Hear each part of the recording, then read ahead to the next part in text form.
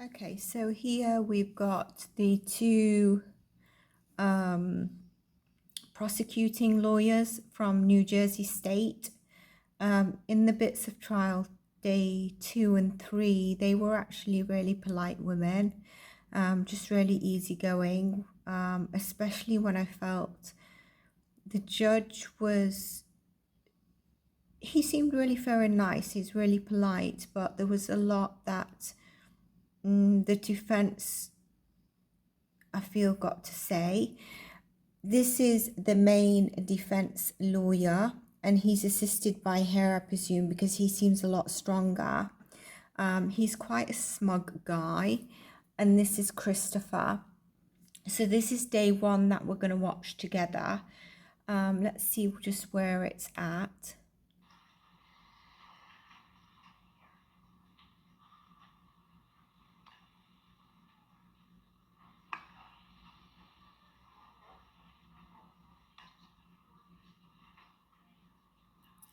The jurors would probably not be in yet.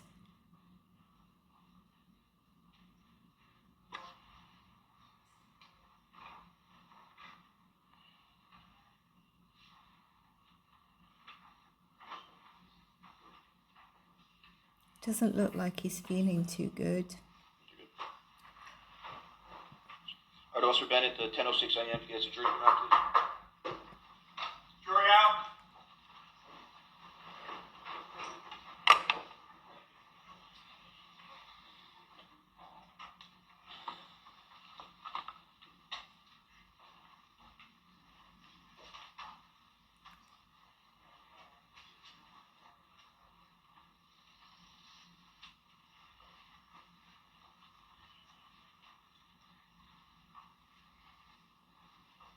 You can sit as soon as you come out, folks. We stand for you. As I've indicated to you, you're the most important people in the courtroom.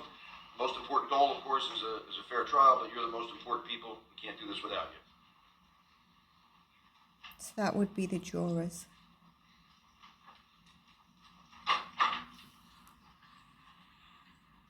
Thank you. Please be seated, everyone. Juror number 12, sir. You are all right with the... So I've managed to sort of fast forward to the opening statements. There will be 12 jurors, but they've got 16 for standbys just in case. That's what he said. And obviously, just a reminder that opening statements are not actually the evidence. So why we're going to listen to them, or why I feel it's important, because it might lay the foundation, especially it might give the correct timeline, because I've got the timeline I've got noted, which the 1st of April and 2nd of April will make more sense, because Corey was only in that gym for 10 minutes as per that recording. I don't think it would have been the only 10 minutes ever on the treadmill in that gym. Because when Corey visited a pediatrician, he said, please don't tell anyone. But then he disclosed his father made him run on the treadmill because he was fat. So I don't know if that was when he first took him when he was 5 years old or what it was, because he's definitely not that. And also, the guy could not be working out and get sweaty within that 10 minutes. So if we go on the timeline that his mother had dropped him off at 9 a.m. on the 1st of April, as per like the night before, she was at the clinics, finished late, and he was agitated. So 9 a.m. he dropped him off, and maybe the dad said, bring him to the gym. I'm at the gym. So she dropped him off at the gym, and then that all started. Maybe the night before he wasn't well, and that's where they said there could be a sepsis, or maybe he was totally cleared from those clinics. That's the thing we need to see around that. But that timeline would make sense, because he was not in that gym if he goes to the gym, the father, for only 10 minutes. So there's something there about that. I presume he might have been in the gym and he asked for the boy to be dropped off at the gym. Let's see what comes up, but that timeline would make more sense for me. But let's see if there's anything in the statements. But when we hear about the statements again, it's not the proof, but I think it'll give us a foundation of other things that might be happening that might be worth taking note of. So let's watch it together. I dare say the prosecutors go first and then the defense if they want to make a statement. I don't know if he's going to make a statement or his lawyer. Let's see. By the state.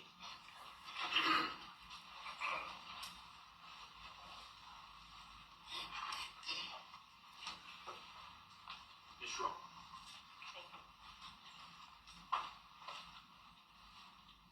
Corey Travis MICCIOLO. He liked the solar system. He liked to play outside.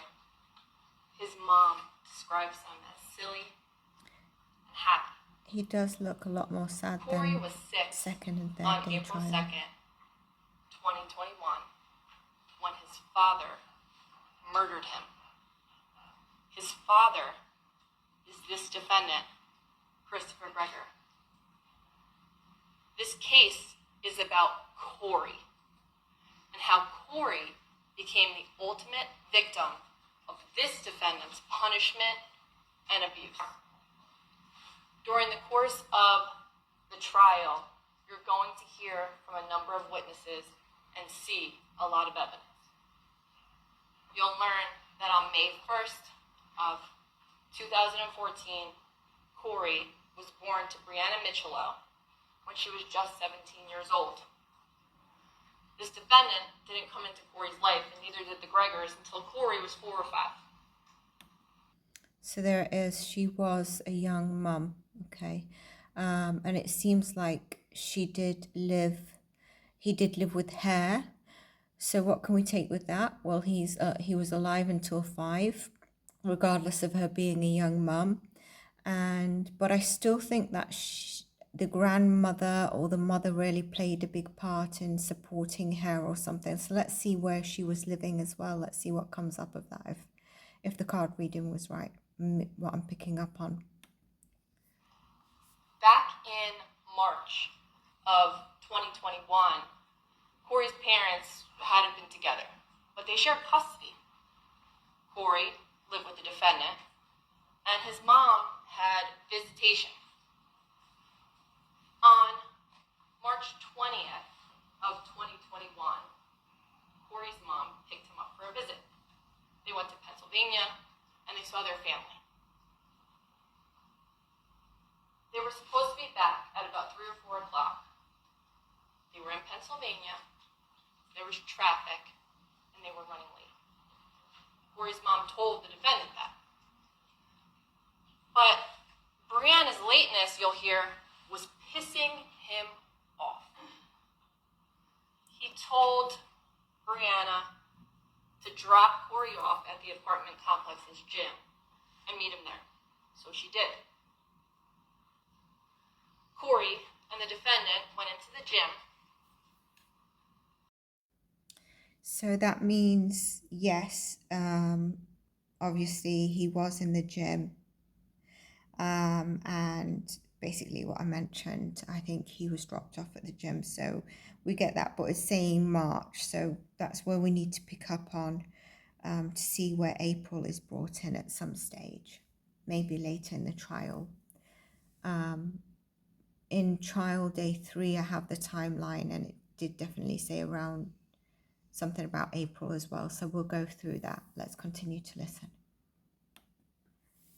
And meet him there. So she did. Corey and the defendant went into the gym, and you'll see what happened next. Because that gym had a surveillance system, and you will see what this defendant did to his son inside that gym. After that day, when Corey went back to school during the week, his teacher, his first grade teacher, started to notice some bruises on Corey. She was concerned. She's going to tell you that after March 25th of 2021, Corey was never physically back in person in school ever again. During this time, Corey's mom was also concerned. She had seen bruises as well. She was so concerned that she filed an emergent application with the court to get custody. April 1st of 2021, Corey's mom picked him up for her only visitation she had had that week, or during the week, which was 3 hours, and she brought him to a pediatrician. Corey spoke to the pediatrician. The pediatrician saw Corey's bruises. She too was concerned. So she sent Corey and his mom to a local hospital nearby. Ultimately, Corey was seen at Jersey Shore University Medical Center. And while at Jersey Shore, doctors looked at Corey's body, they checked his lungs, they checked his bones. So just a quick note, in trial day 3, I believe, there was something mentioned about the custody, and the custody was that both parents would abide by what they'd signed, which was that Chris would have full custody, Brianna would be able to see the boy 2 times a week, and then on the weekends, and seeing the boy on 2 times a week could be video call or phone call. So some of these dates you might hear them saying for her 3-hour visit.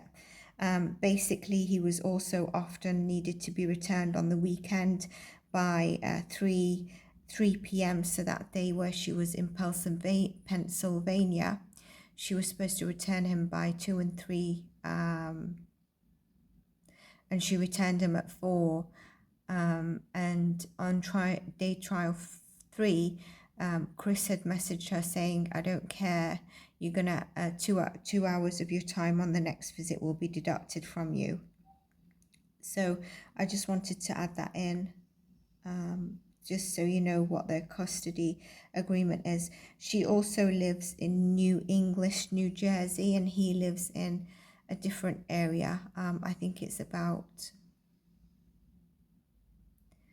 or she used to live in that area. I think she lives somewhere else now with her probably new boyfriend, I heard her say, and her daughter. So maybe New Jersey was maybe where her mum was, because I do feel that the mother energy was there helping, where I was saying who had custody of Corey. So also, the other note I wanted to say is that the school teacher, that's where they said the school teacher said he'd not returned back after March, was because Chris reported him not feeling very well. And then there was a remote, or he was going to be so they had remote hybrid days because of COVID. So some kids did remote, others came into the school, and then they swapped.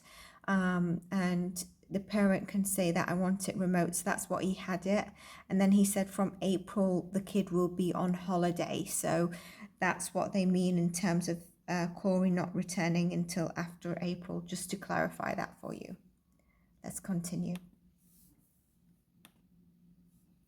Again, if this is not very clear, I understand that, but it's better than just listening to my voice.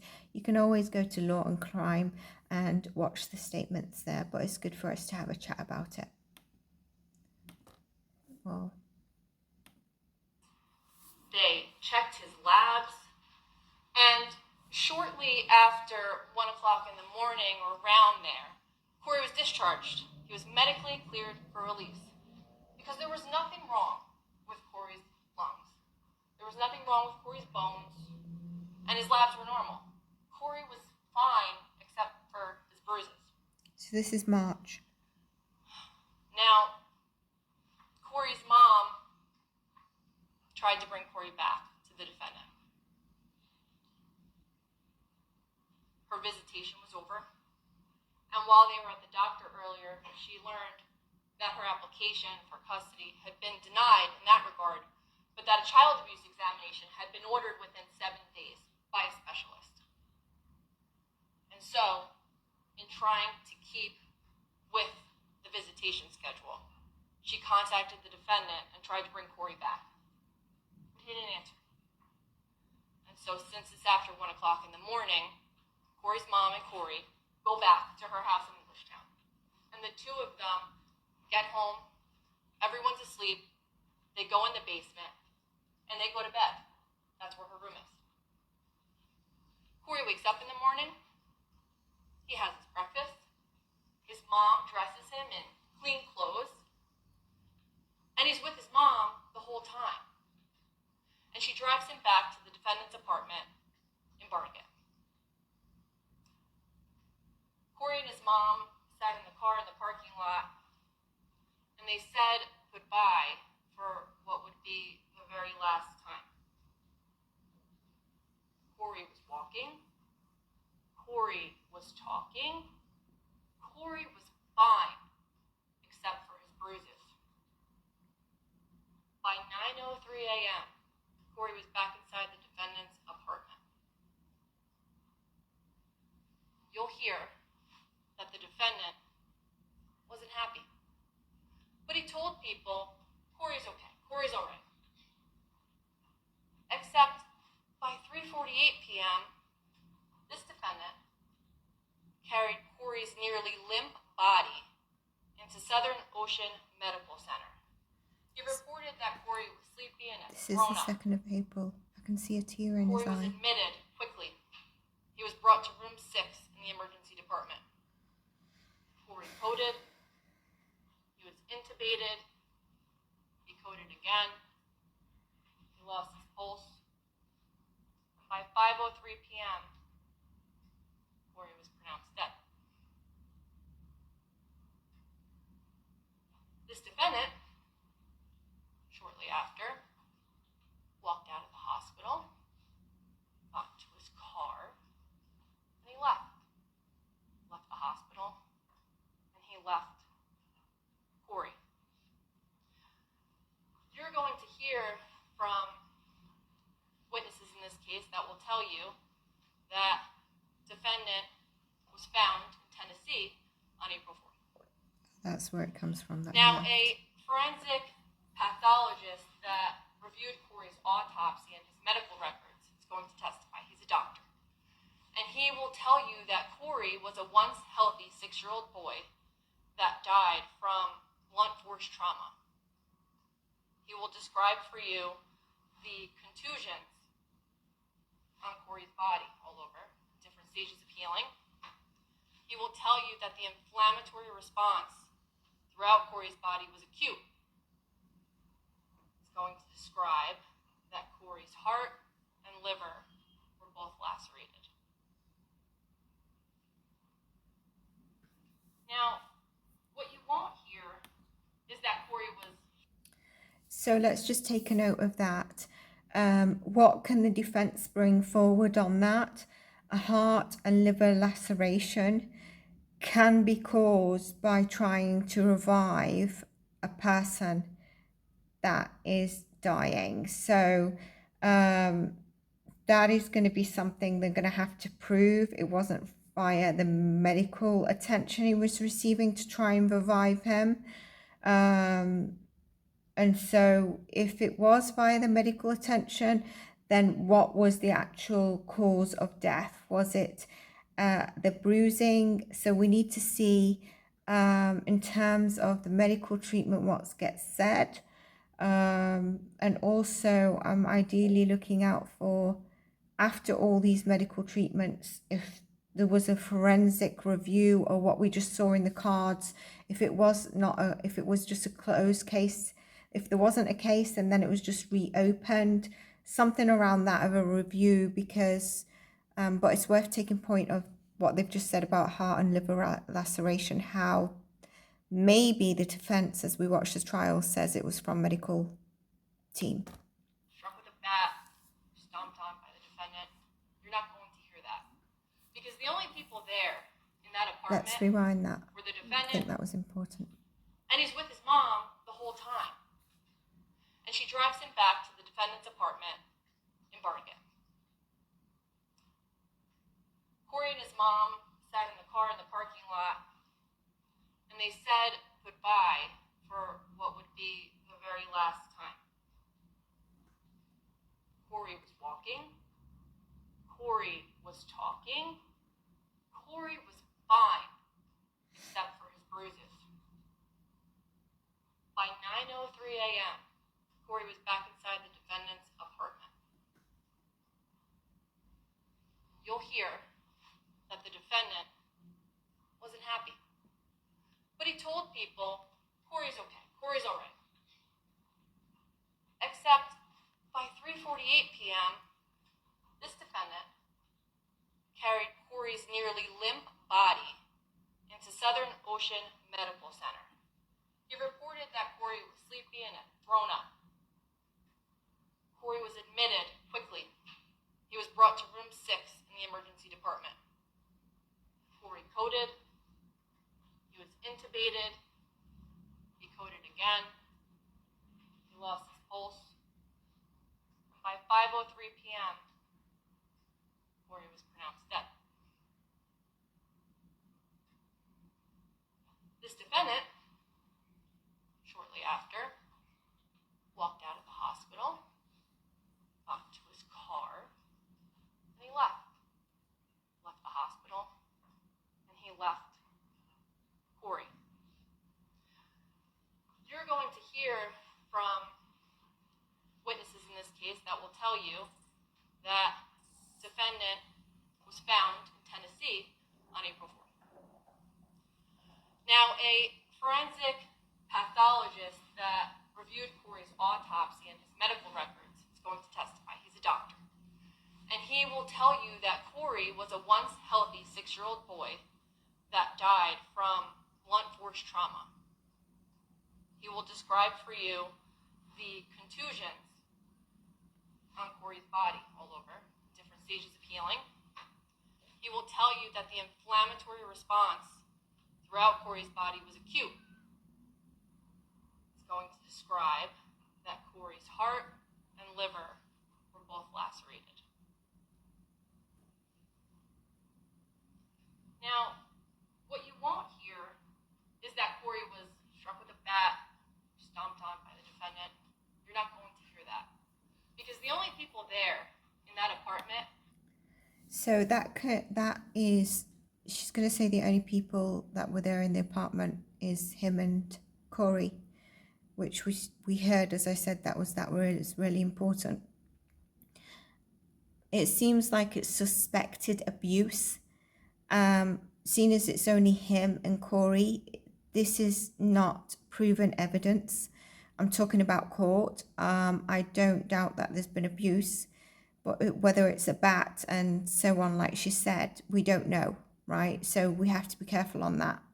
I just noticed also she said about a forensic reviewing the case, or not reviewing the case, sorry, reviewing, I don't know what he was reviewing, the medical. I wonder if that's the review. I thought reviewing was basically writing up.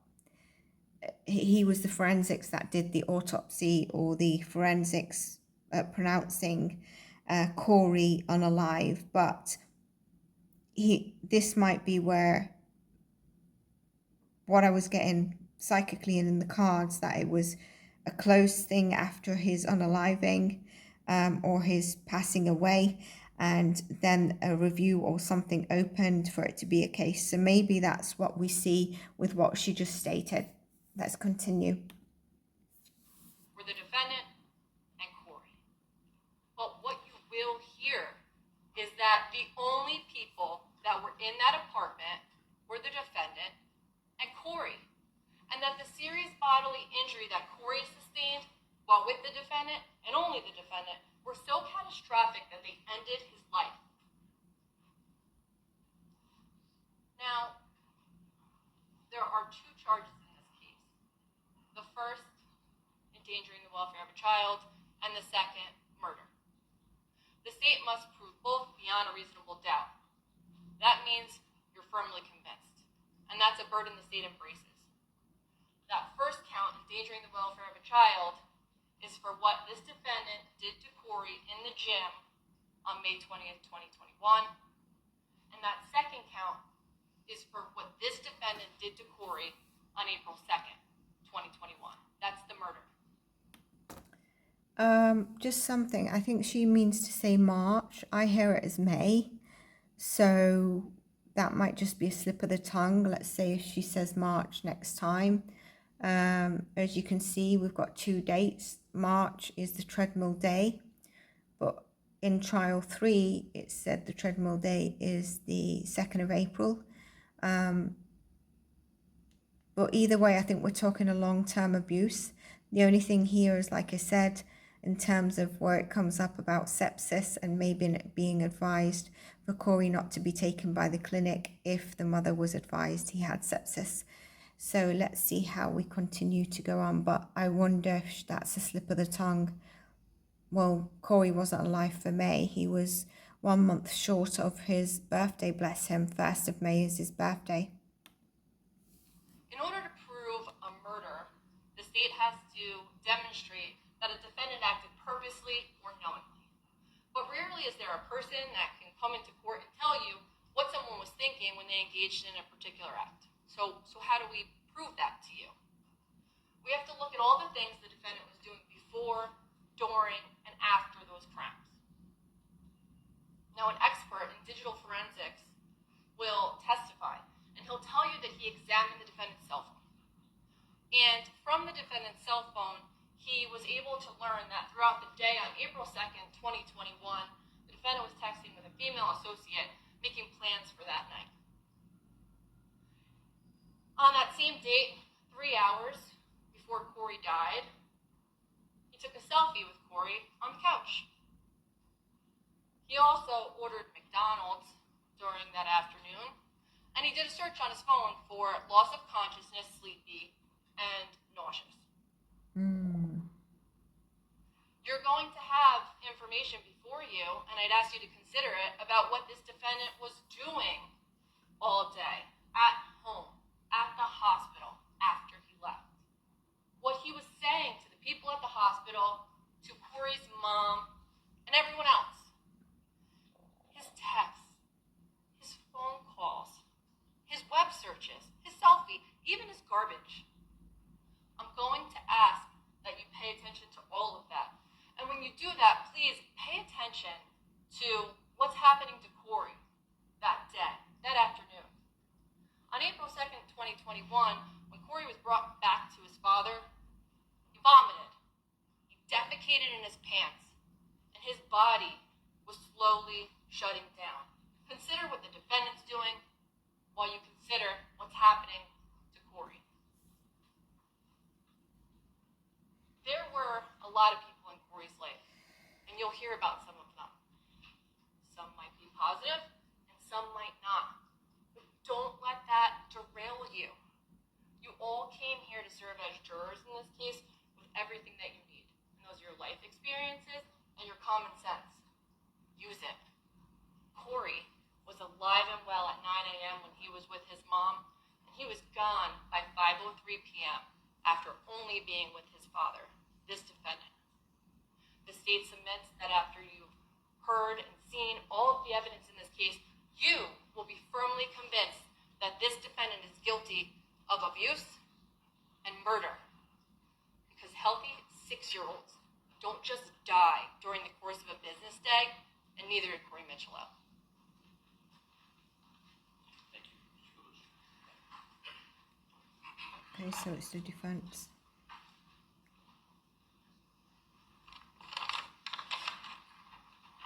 What do you think he's thinking there? Bit of worry? In August of 2017, Christophergregor was studying for his master's degree at Johns Hopkins University in Baltimore, Maryland. And he was also employed by Urban Teachers, which was a company that employed people to teach in urban areas. When he found out he was being sued for child support for a child he had never met, nor did he know he fathered. And that's where our story begins. Once again, I'm Mario Bellucci, along with Andrea, and we represent Christopher. And although Ms. Schron just gave you a tiny little box with a little bow around it, that is far from what we believe the evidence is going to show you. As a matter of fact, the judge just told you that nothing Ms. Schron said is evidence. As a matter of fact, nothing I'm telling you right now is evidence. Well, I'm glad he the added only that evidence you're going to hear is going to come right from that chair. And I'm going to tell you right now, of this evidence looks nothing like Ms. Schron's evidence. The evidence is going to show that Christopher was notified by a court document that he had to take a paternity test, and that was in 2017. You will hear that by court and whatever, by 2018, 2019, he learned that he was the father of Corey in order to pay child support. But he decided he wasn't going to just do that. He wasn't going to just pay child support. He was going to be a father. And he, along with his family, decided that they were going to embrace Corey and bring them into his life. At the time that Christopher learned he was Corey's father, the mother, Brianna, was living with her mother and another individual. And you will learn that that individual and Brianna split up. And it was right after that split up. So basically that's the mother energy that I was getting. That might have been helping. She must have been living at home with her mom or her parents. That they notified Christopher that he owed them child support. You will hear that Christopher decided to move in with his family in Monroe, New Jersey, right here. His father David, his mother Carolyn, and they took care of this young boy. They bought him a bicycle. They taught him how to ride. Taught him how to play soccer. Taught him how to play baseball. Taught him how to play football. And at that time, they shared custody with the MICCIOLOs. Then, somewhere around March of 2020, because of some challenges that Brianna MICCIOLO had, she no longer had custody of Corey. Custody went to Mr. Gregor. He was given full parental custody, and Ms. MICCIOLO was not to have any visitation with Corey. Oh, wow. And as those challenges continued, he was given full parental custody. I wonder if this Ms. is MICCIOLO where was there not was to have any substance visitation abuse. with Corey. And maybe And as those challenges continued, your evidence will show that Rebecca MICCIOLO, sometimes what happens here, maybe they gave her an ultimatum of like rehab or getting clean or something like that. Let's see. and his mother asked to have visitation, which was granted. And at that time, Brianna was still not able to interact in Corey's life. You will see that through time, Brianna came back into Corey's life, thanks in part to the Gregor family, who assisted her somewhat to get through her challenges, and then agreed slowly to give her visitation of Corey, and they did. Once all of this happened, though, you will see that the MICCIOLOs and the Gregors became like the Hatfields and the McCoys. It's unbelievable what you're going to hear in this case is evidence between the two families going back and forth over this poor child. But you will see, and what I will agree with, is what Ms. Schron just told you about a treadmill video. You're going to see that on March 20th, He's angry. Christopher takes that young boy into a gym that's part of his residential complex. March And is in not- that gym, you see him put Corey on the treadmill, and he begins to work out while he's watching him from across the room. I don't think he At was some watching. point, you're going to see Christopher go over to that treadmill and speed it up. And you're going to see Corey fall. And you're going to see him pick that boy up 6 times and 6. I don't know why. Obviously, he's brought this up because it's going to be it's one of the main things, which is why it concerns me in the case, because if they were only going to go on that treadmill, it needs to be about long-term abuse. And obviously what I was picking up in the first card reading, even it seems like Corey's grandmother might have been at the forefront of taking care of him, even if the mother was around most of his life. It seems like she also had struggles even prior to that. But here,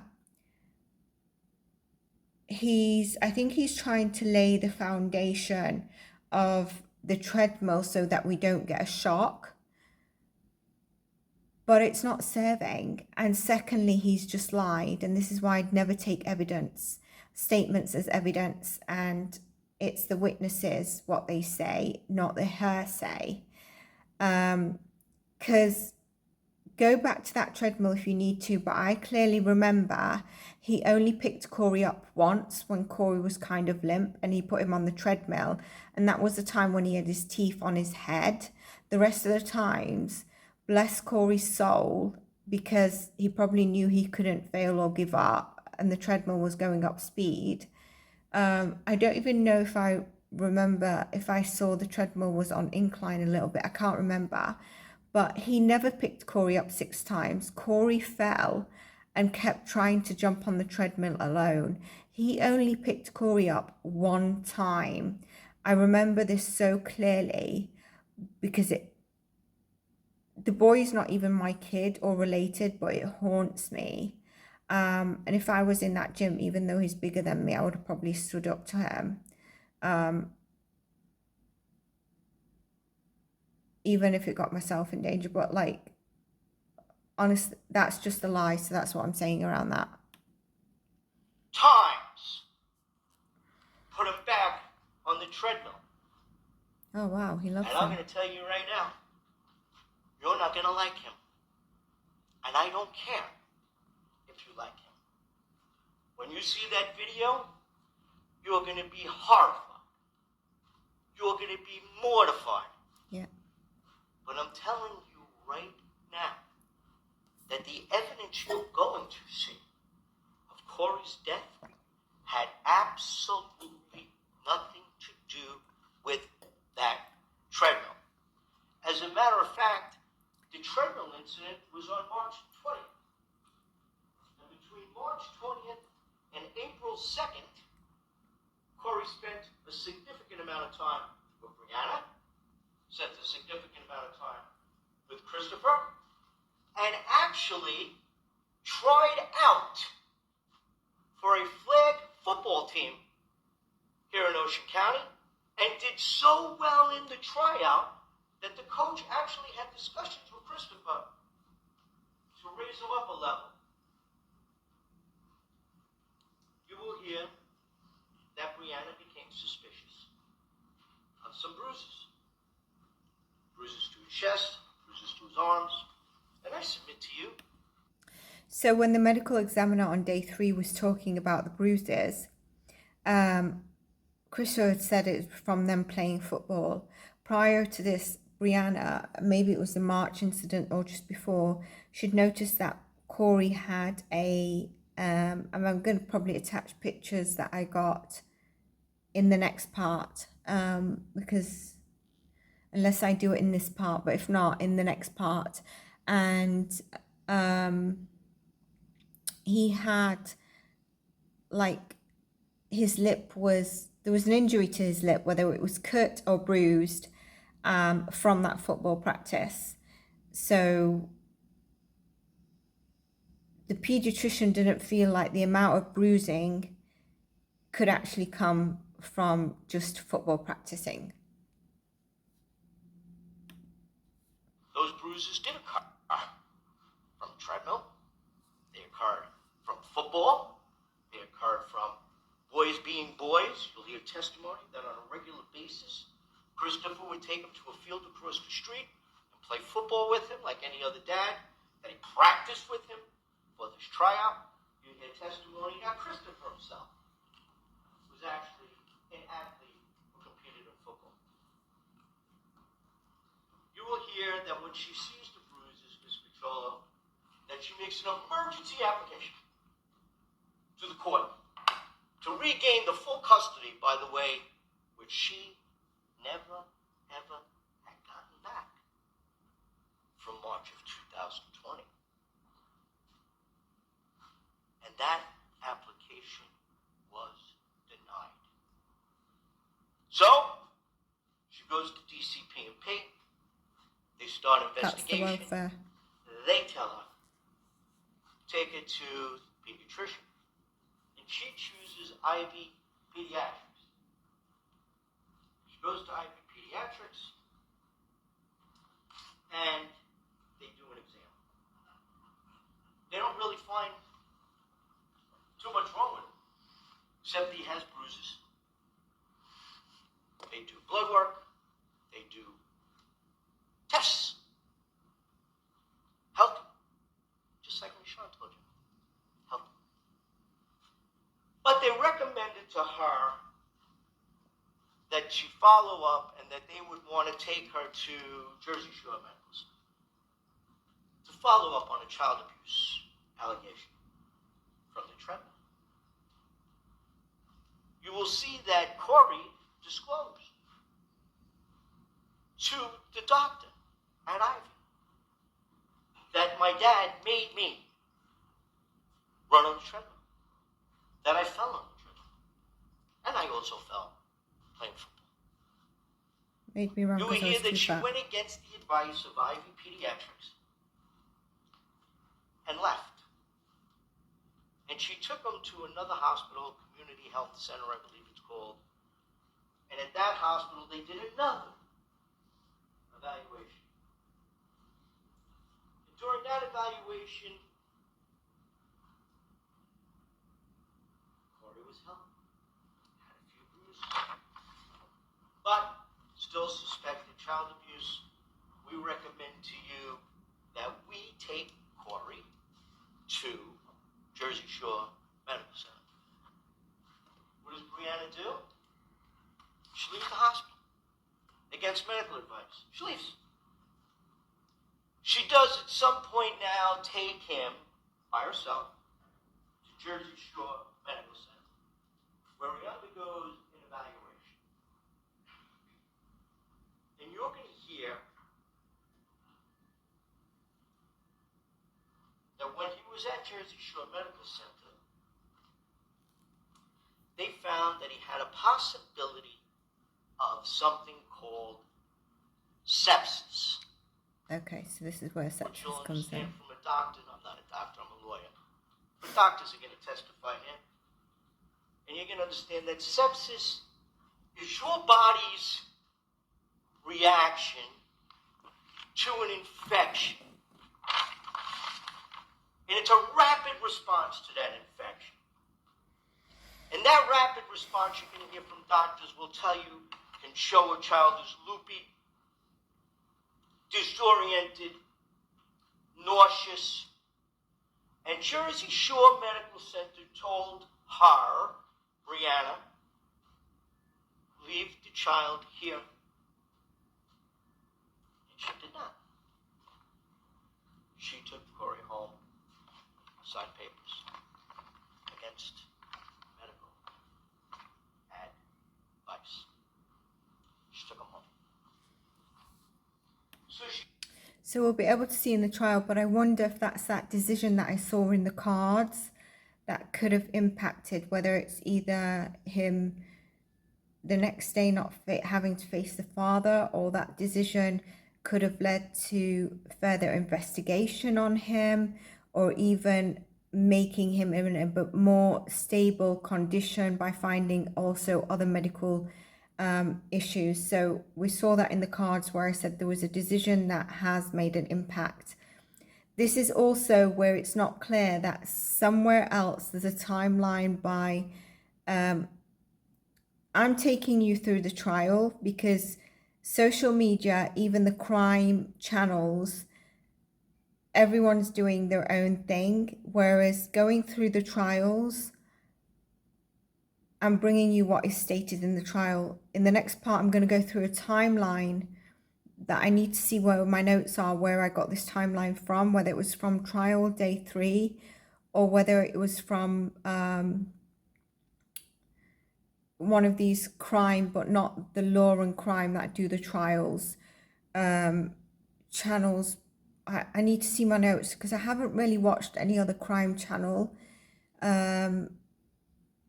So I need to see where that comes from. But this is where things can get a bit complicated. You can see what I'm saying, because especially if they stick on the narrative that the treadmill was 21st, and then obviously April 1st was the Jersey Shore and the sepsis. But that also doesn't make sense because the abuse needed to be within 7 days. Let's see how we go anyway. But you can see how this can be, because we're talking about MURDER penalty. It's really, really serious. So they have to consider. And the jury is told, if you're even in one, in any percentage of a doubt, you cannot, for example, you can't put forward, you shouldn't go forward with that the person is guilty. So imagine just 5% doubt, you shouldn't go forward with that. So obviously it comes down to the jurors. I haven't heard from in trial day 3 so far of the forensic to understand if this is someone who's reopened it or was doing the autopsy. I've not heard anything from the 3 clinics, or there's been the pediatrician, there's been the ER clinic, and then there's been the ER nurse from when Corey's dad, Chris, took him to the hospital on April 2nd. So I've heard of 2 clinics where Brianna came in contact. There's 1 or 2 places still left. And there's the day of the hospital where Chris took him. Something the ER nurse said, that he said, when I managed to see Corey's face, I knew it was emergency. He seemed to indicate that the father indirectly did not come forward as if it's emergency, and to him it was clearly an emergency. So I feel like he was saying, and you can go back and see this, so I can add the clip in if you wish to, he was a bit surprised that there wasn't a bit more noise around Corey, and it was just so much that the boy is not feeling well. She's running from hospital to hospital to hospital, making emergency applications, you're going to hear, making complaints to DCP&P. So what does she do next? She's so concerned. You're going to hear how concerned she is. The evidence is going to show you how concerned she is for her son's safety. You're going to hear evidence that she was so concerned, she brought him to Christopher. This AI tool will take your idea and create a complete book with design, images. Because her visitation was over. Remember, she didn't have full custody. Her visitation was over. And you're going to hear evidence that when Corey came home, he was tired. And Christopher did not find that to be unusual. Because often, by the way, Christopher lived in Barnegat, Brianna lived up in the Englishtown area. You'll hear testimony that actually, at some point, they were together and actually living in houses together. You can hear evidence of that. But when he arrived, he was tired. And yes, Christopher did not find that unusual because he was tired. And yes, Christopher did not find that unusual because he would often come back from Brianna's house and he was tired. So he looked at bed and he slept. And him, he's on the phone with a woman, I believe her name is Marcy Brogner, and they're making plans to go on a date, and he's talking to her about what's going on in the house, that his son is there, that he's tired, that he's I sleeping. wonder how Marcia feels now. And then you're going to hear testimony, I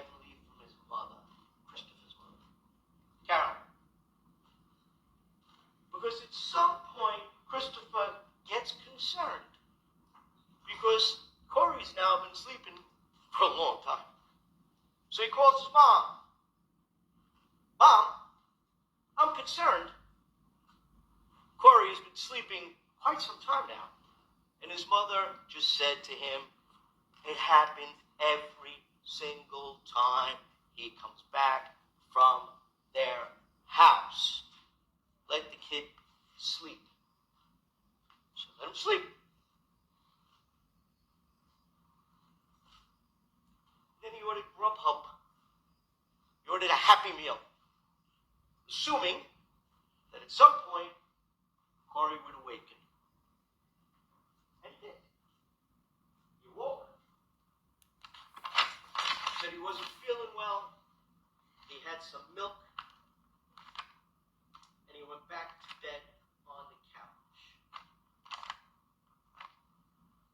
You're going to see that Christopher took a picture of Corey on that couch and sent it to this woman, Marcy Broadman. Corey was sound asleep on the couch. Would be helpful we have the timing of this, because how long has this taken? Like, drunken milk and gone back to sleep or lay on the couch, obviously next to his dad, needing love, but obviously his dad, look at him there, he looks like he's got to give him, he looks a bit upset. But just going to day 2 or 3 of the trial, and what I saw a little bit, which I mentioned, there was a vomit smell in Corey's room that had been cleaned. And remember, I mentioned about the dustbin, the detective or investigator had found clothes in the dustbin. It wasn't clear if it was Corey's, but I believe it's Corey's, that had a hoodie, jeans and pants. And the pants and jeans had fecal, so SHIT on it. Clearly, he was probably, like, it would have been good to have that timeline from then until when did he take him to hospital, because for me, that's a huge concern. Clearly deteriorating. But he probably didn't know. And I wonder who had the Happy Meal in the end, if anyone had it. Not so important. Testimony that when he did awake, he was complaining of leg pain.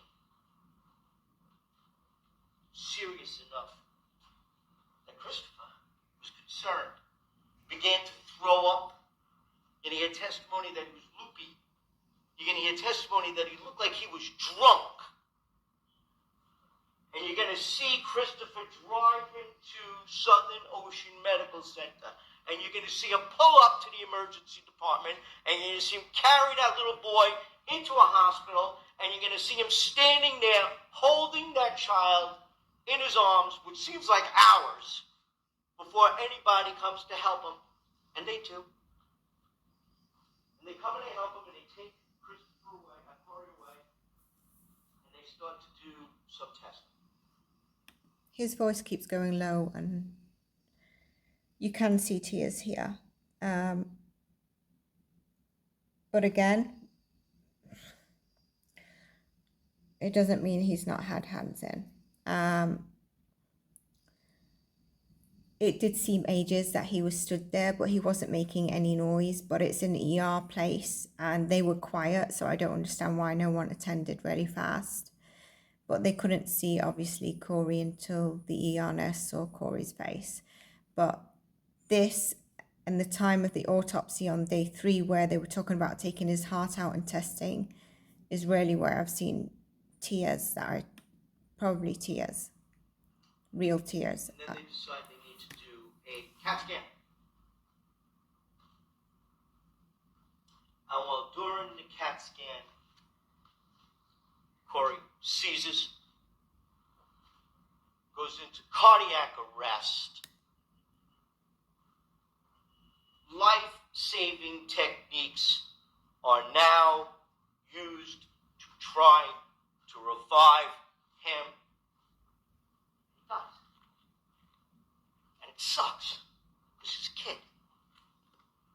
child should die. No child should die. But it's not murder.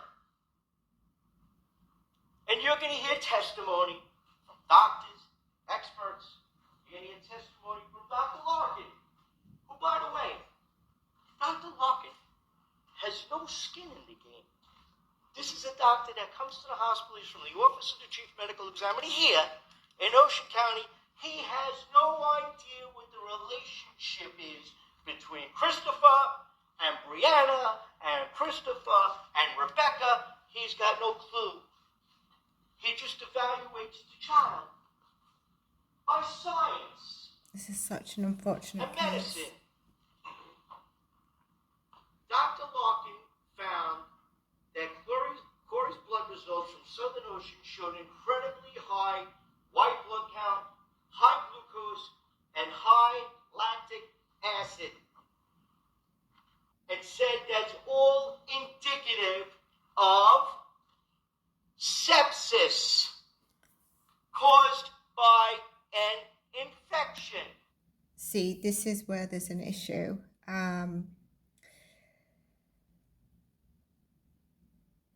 The penalty or prosecution could definitely be endangering a child, and the maximum that can be given in terms of endangering child, ABUSE, but is there a downfall from both parents in terms of this child? Because if we're sticking to the 21st with the treadmill and the tests that were done after that, there was bruising, there was no internal blood issues, nothing, no chest pains, etc. That's if the doctors on the 21st that did the testing, the work's audited and everything's okay, then he was okay for 10 days, probably in his own kind of suffering. But then when this sepsis comes in, sepsis is like blood poisoning as well. It's really, really serious. So this is what I really want to understand in terms of the trial. And it doesn't mean, obviously, the mother caused the sepsis. It can come. But that decision would have been critical. And we've also seen in the cards some form of decision that could have been done differently. Now, she might not have understood the impact of sepsis. We don't know the time frame of the sepsis. We don't know other stuff around that. That's not come up in the trial yet. I'm going to go through the timeline, like I said, of what I was getting. I think it was just a 10-minute crime report. But the trial is going to be the most accurate that I share with you, but I can go through that timeline in the next part as we go through the trial. But the trial so far is saying the 21st for the treadmill date. I don't think by any doubt there's been abuse and just awful behavior towards this child. I don't think there's been abuse by the mother, but obviously the child has been let down by certain decisions on both parties. But can you understand how this can be quite complex when it comes to the penalty, the second penalty, and the severity of that second penalty now? By the way, Chris had a plea deal offered of serving 30 years in prison, no possibility of parole or lowering that sentence. That would have been for the MURDE and also the endangerment of a child. At the moment, it would stand as a minimum of 30 years and I think up to 85 years. In the state of New Jersey, it's one of those states that don't consider lowering the sentence as much as other states where you serve a certain amount and then you can ask for a review of the sentence, you know, where some people get out a bit earlier. New Jersey is very strict on that. So some people may say he was silly. I can see some maybe crime reporters, podcasters saying he was silly, but now it all depends, and maybe he's in a fantasy world, but maybe it all depends of him thinking, one, I'm not guilty of the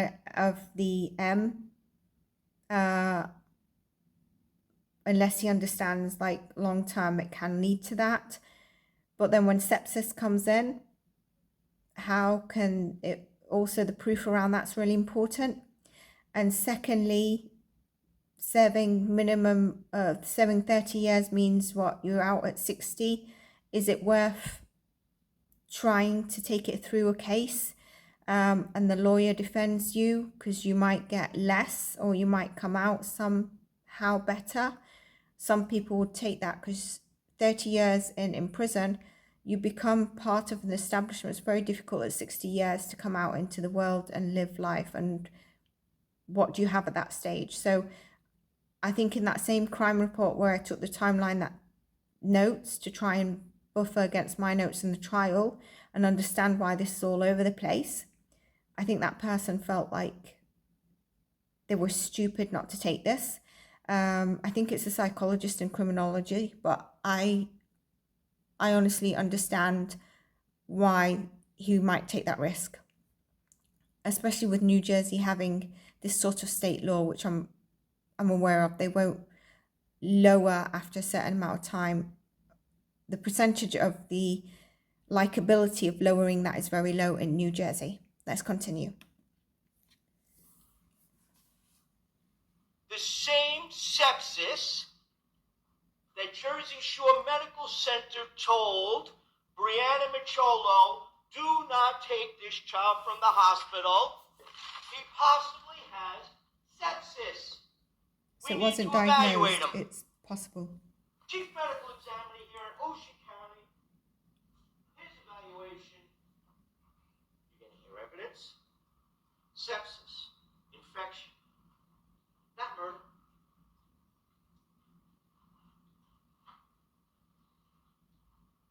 A CAT scan ordered after Corey's death by Dr. Larkin, evidence will show, showed the possibility of pneumonia. Pneumonia is an infection, and an infection causes sepsis. So the Ocean County medical examiner, first person to evaluate Corey, which, by the way, is 12 days after the treatment. 12 days. You're going to hear testimony that when he gets to Southern Ocean Medical Center, there's no report of any additional bruising since March 20th. You're going to see there's no signs of, Ms. Schroen said, a hit with a baseball bat, stepped on, I don't know what she said, whatever she said. You're going to hear evidence that doesn't show any proof of any of that. As a matter of fact, their own chief medical examiner, who did the autopsy, was inconclusive and could not come up with a cause or matter of death yet, pending investigation and toxicology reports. And he said, their chief medical examiner said that the injuries sustained to Corey were all due to life-saving techniques. So that could be the heart and liver laceration, which I mentioned could be, they might argue, is due to life-saving techniques, and it might be. It also sounds like sepsis was not totally diagnosed, but pneumonia was there. He was distraught. He was upset. He told the nurse, I need privacy. And he left. You're going to hear testimony that he called his parents immediately.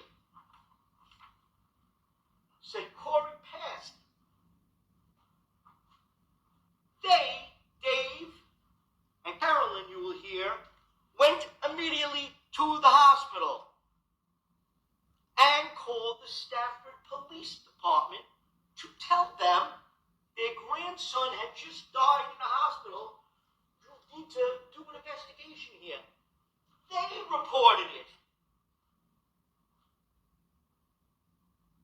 What did Brianna and Rebecca do immediately? Talk about him leaving.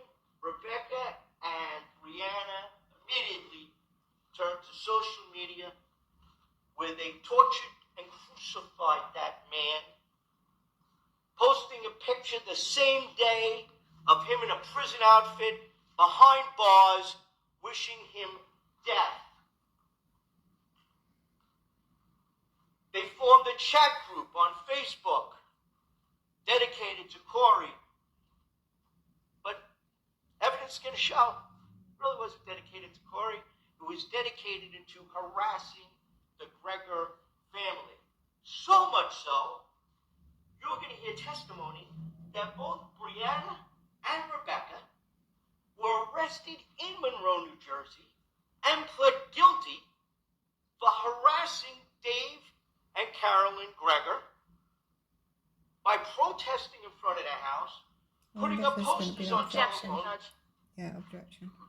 Yes, please. Thank you.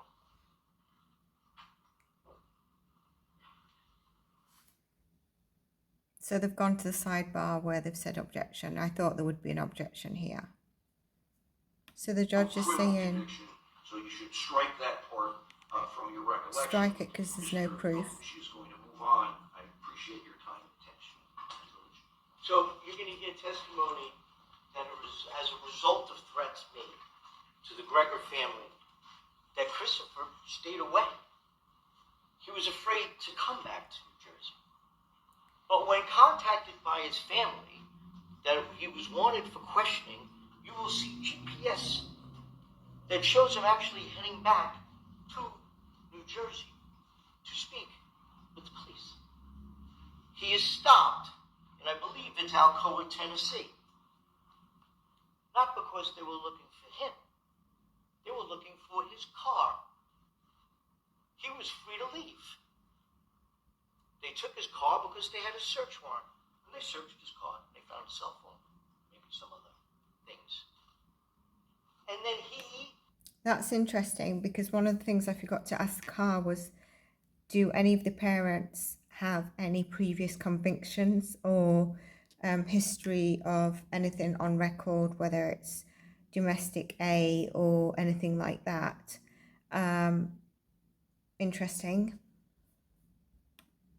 came back to New Jersey. Didn't stay away. Didn't run away.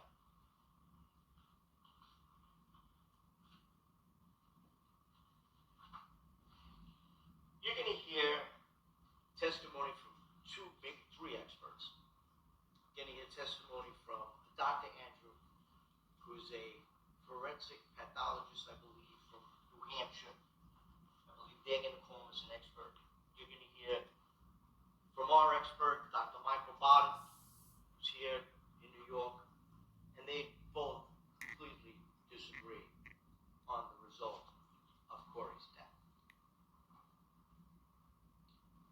Dr. Bottom, supported by medical records, is going to testify that Corey died from sepsis as a result of pneumonia, natural causes, that the bruises from March 20th had absolutely nothing to do with his death, had nothing to do with his sepsis, that any bruising he had now was absolutely directly related to the life-saving techniques at the hospital in Southern Memphis.